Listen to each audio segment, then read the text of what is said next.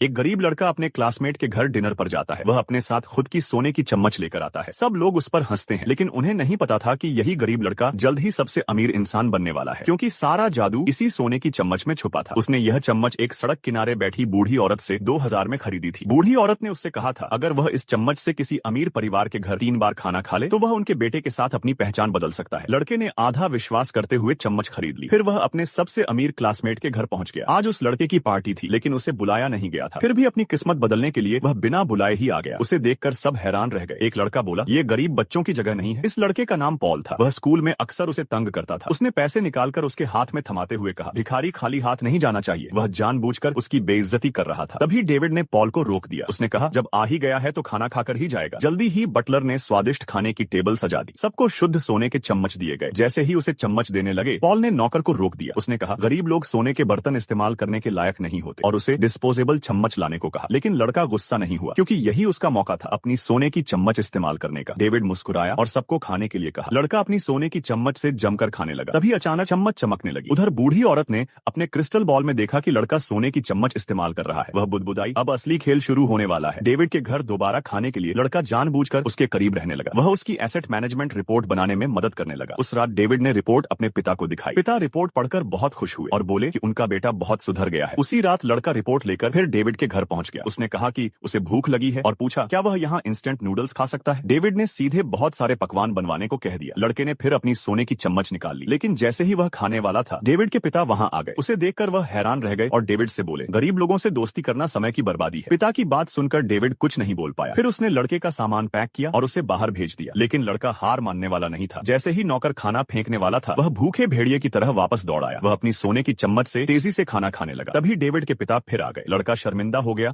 और जल्दी में जाने लगा, लेकिन वह अपनी सोने की चम्मच लेना भूल गया। डेविड की माँ ने घृणा से चम्मच उठाई, उसे वापस देते हुए बोली, दोबारा यहाँ मत आना। डेविड के भिखारी दोस्त नहीं होते। लड़का चुपचाप मुड़कर चला गया, लेकिन उन्हें क्या पता था, बहुत जल्द वही लड़का उनके बेटे बनकर इसी घर में लौटने वाला है।